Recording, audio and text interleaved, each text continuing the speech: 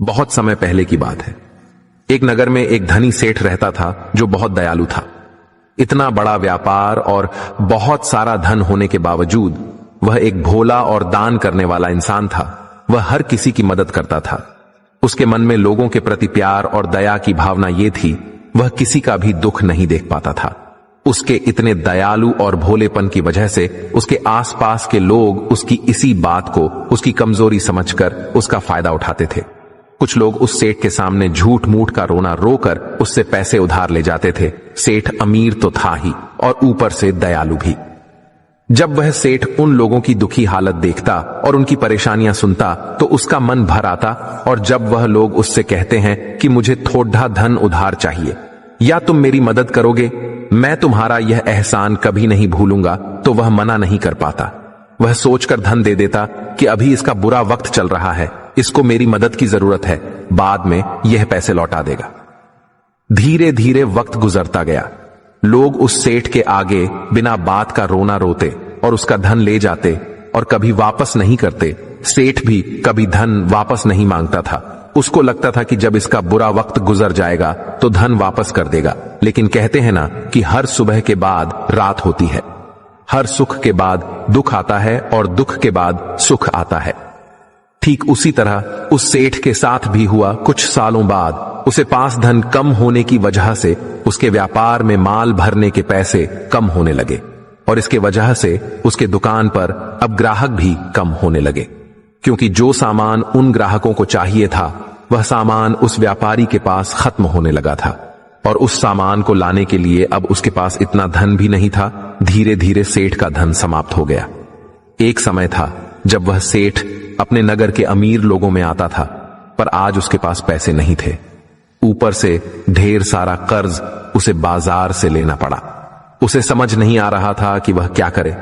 उसने महात्मा बुद्ध के बड़े चर्चे सुन रखे थे। उसे यह पता था कि उसके बहुत मित्रों ने उनके पास जाकर अपने जीवन के लिए सही मार्गदर्शन लिए है, और वह जो ज्ञान देते हैं वह काफी जिंदगियां सुधार चुका है। उसने निश्चय किया कि अब तथागत गौतम बुद्ध ही उनकी समस्या का हल बताएंगे। यही सोचकर वह अगले दिन गौतम बुद्ध से मिलने निकल पड़ता है। वहां जाकर बुद्ध को प्रणाम करते हैं। फिर सेठ गौतम बुद्ध से कहता है, मुझे मेरी समस्या का निवारण चाहिए। बुद्ध कहते हैं, पूछो, क्या पूछना है। फिर वह उन्हें सारी बातें बताता है कि कैसे वह लोगों की मदद करके अमीर से गरीब हो गया, कैसे उसने बस लोगों की बुरी हालत देखकर अपने व्यापार के पैसे उन्हें मदद करने के लिए दे दिए, और आज वह खुद जरूरतमंद हो गया है। गौतम बुद्ध उसकी सारी बातें ध्यान से सुनते हैं और कहते हैं कि तुम बहुत ही ज्यादा सीधे और दयालु हो। जरूरत से ज्यादा सीधा होना भी हमारे लिए मुसीबत पैदा कर सकता है। आगे बुद्ध कहते हैं, तुम लोगों की मदद इसलिए करते थे ताकि वो मुसीबत से बाहर निकल सके, लेकिन लोगों ने इसका फायदा उठाया और तुम्हें ठगने का काम करते रहे बाय। उस सेठ ने कहा, आप बिल्कुल सही कह रहे हैं बुद्ध। मेरे दुखों का कारण मेरा ज्यादा सीधा होना, सरल होना और दयावान होना ही लग रहा है, लेकिन मैं अब क्या करूं? मुझे रास्ता बताइए।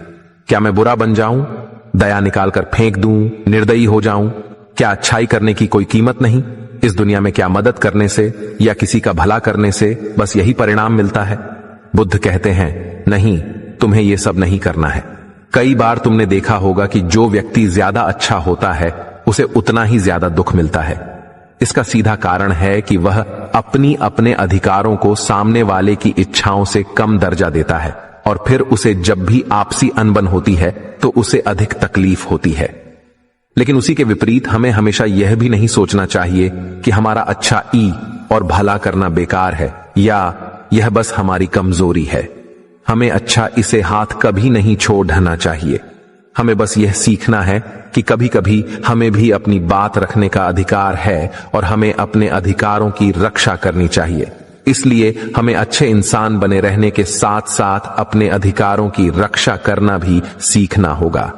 अगर हमें गलत तरीके से नुकसान हो रहा है, कोई हमारा गलत फायदा उठा रहा है, तो हमें उसका सामना करने के लिए सही तरीके से खड़े होना जरूरी है। यही एक सच्चे और अच्छे इंसान की पहचान और शख्सियत होती है।